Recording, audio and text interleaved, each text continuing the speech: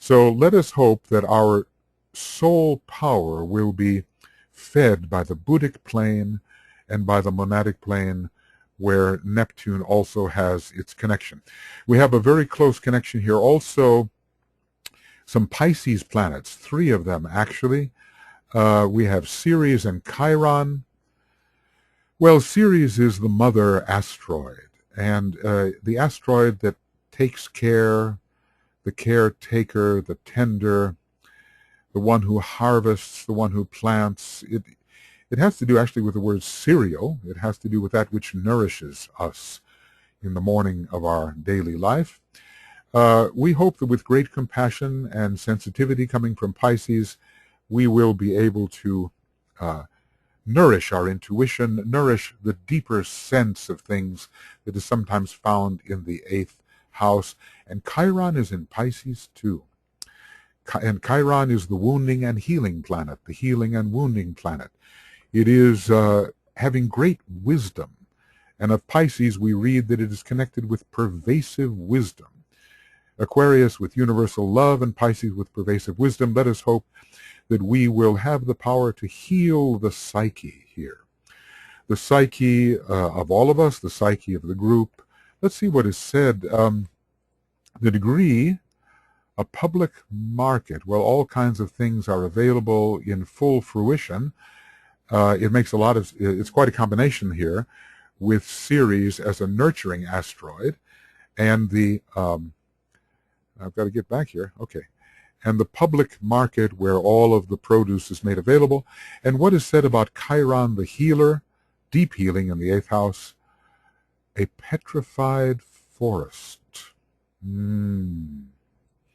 have to ponder on that, because we have the relics of the past preserved exactly as they were for us to refer to, and we can understand the deep history of the past by looking at these forests. It is a preservation of the past. Perhaps we will find something of a healing nature in that which has been preserved for us by the past. But there is a tending of the psyche here. It's very good in that respect.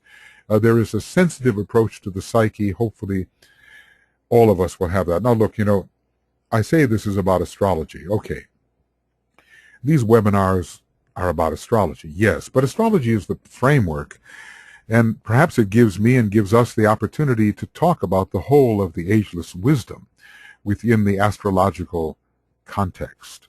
The Tibetan wrote one book, not 19 or 24. I mean, it's all one book, it's all one CD-ROM, it's all one opus of wisdom and knowledge.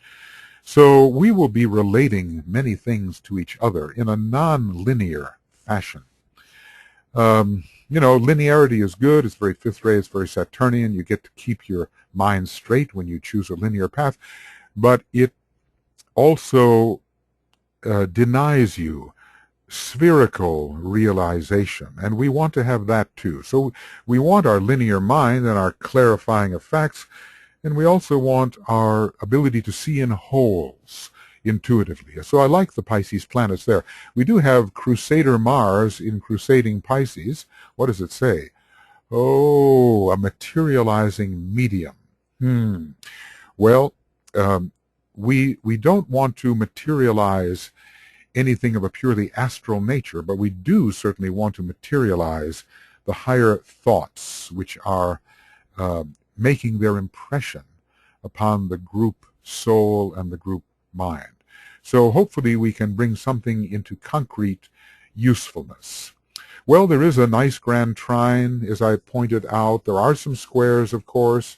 There are some challenges. The Pluto-Uranus square here is like the base of the spine and the top of the head. And if we can create some link between the top and the bottom so that we are in full alignment from the highest aspects of our nature to the lowest, that will be all well and good. Really, our purpose is to see widely, deeply, expansively, planetarily, systemically, cosmically.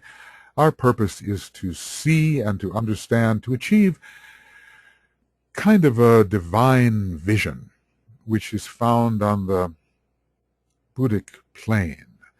and fifth level of the Buddhic plane, and even one day maybe to achieve realization, which is found on the fifth level of the Atmic plane. Well, that's more for the masters, but we can begin to unite the different aspects of our mind and perhaps see deeply into these matters, and like Alice Bailey, have that amazing sense of awe which came upon her when the Tibetan was dictating cosmic fire and astrology. She says, I glimpsed things that he didn't say that were implied in what he said, and just it showed me that what we were dealing with, as difficult and wonderful as it was only the ABCs of the magnificent subject of the ageless wisdom. So really, friends, I think our purpose is to expand our vision using astrology to do so. There are many different siddhis, powers, psychic powers, and so forth to be found on the higher planes, and not that we can grasp them all at once. It will take us many incarnations to do so, but some of these are extremely revelatory, and the potentials of this chart show that strongly. Now, of course, all of this may not be for everybody. It's going to be a long slog. It's going to be a study. And, Pluto and the sun, well, some might say, well, this is not for me, and, eliminate themselves or whatever. I would suggest, though, that we don't do that. Actually, I'm going to ask my friend Elena to look for the midpoints in this chart. I haven't gone into all of that, but I know that she will do a good job with that, and perhaps reveal some of the subtler layers of these matters, and we can see some of the subtler dynamics. So look, we have group love going here. We have the quest for the self, the personal, the soul, and the spiritual self. We have a great expansion of vision, and we have the chance to use our will to bring down the higher archetypes which are found in the level of the spiritual triad and even on the monadic plane. We're going to be into archetypal astrology as well as very practical astrology. If all goes well, I will do some of my work on physiognomy right here. And just flashed upon me. We will do some famous people, and we'll show how the astrological chart may be related to their appearance. But you can maybe one point send in your own pictures, and we can look at your own astrological chart, and we can see some of the ways that the different zodiacal and planetary combinations actually work themselves out in kind of an astro heredity, which shows itself in the form and structure of your face and other parts of your body. Well, there's just so many potentials, and I guess I'm being very fire sign and expansive in talking about these things. Mercury is our highest planet. Well, Eris, of course, is, but Mercury is our highest sacred planet in the chart, and it will be, I'm just wondering, I'm hoping, yeah, everything is recording, yeah, got to check it out.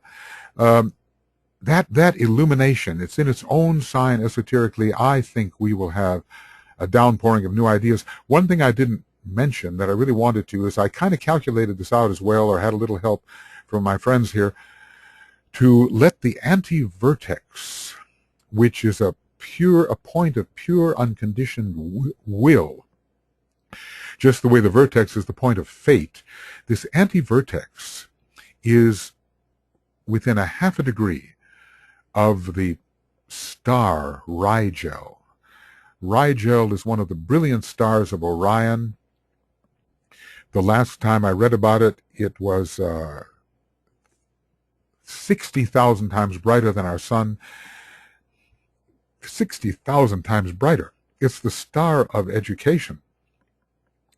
And it means to dispense knowledge and to receive knowledge. It's somehow, in the Egyptian terms, it means the foot of the pharaoh, and to be under the foot of the pharaoh is to receive the great knowledge. So we have this star of education rising, not rising, but it's on our anti-vertex. Well, in a way, the anti-vertex is kind of an ascendant. You can set up a chart for the anti-vertex rising. So we have, it's an adventure into new forms of knowledge, and in a way I think we are blessed by this particular star. Well, look, friends, there's, 3 more hours on this chart that we could do if we start really taking it apart and looking at all the aspects and so forth. We're a very sensitive group. I do think so. And the moon is square Neptune and the moon is square Venus. So, we are going to receive impressions, and we have to watch out for any glamours that might come our way. But I think that good old Saturn, which is semi-square the moon, will be very useful to us in keeping our head on straight. Now, I know that all of this is not as easy for you as if perhaps I was just talking in a linear manner. I like to talk in linear. I've written out some things in a fairly linear manner, but as I begin to expand upon them, it will be anything but linear. You'll just have to kind of tolerate this approach to spherical knowledge. Everything in a great sphere of knowledge, everything relating to everything else. And I do believe it will stimulate the pure reason within us, the intuition, the ability to see in wholes. We will see and sense the detail of the whole and understand all of these relations. So, just in summary, as we are reaching the end of our first hour here, we have the Sun in Aries, conjunct Uranus, conjunct Jupiter, conjunct Mercury.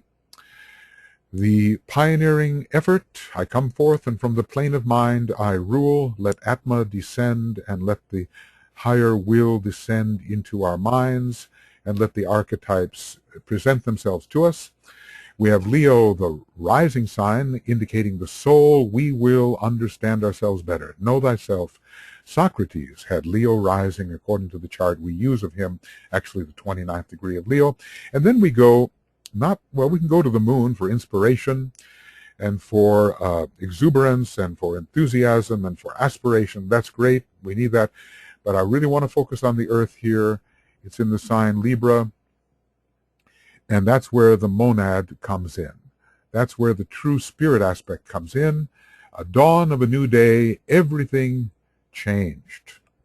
That's what we want. We want our understanding of esoteric astrology revolutionized, renovated, so that we can see in a new and true way. So, friends, the great invocation, from the point of light within the mind of God, let light stream forth into the minds of men. Let light descend on earth. From the point of love within the heart of God, let love stream forth into the hearts of men. May Christ return to earth. From the center where the will of God is known, let purpose guide the little wills of men, the purpose which the masters know and serve. From the center which we call the race of men, let the plan of love and light work out, and may it seal the door where evil dwells. Let light and love and power restore the plan on earth.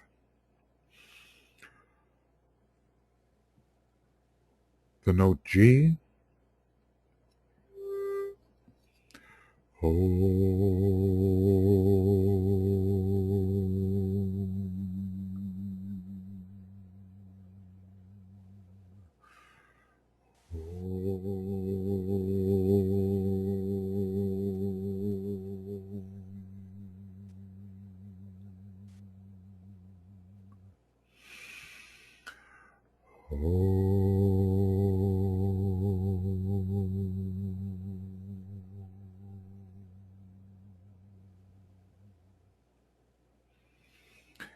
Thank you, everyone. Tomorrow is Morya Remembrance Day, March 24th. We will continue. I will make this available to you, and we will move into the book. Many blessings to everybody.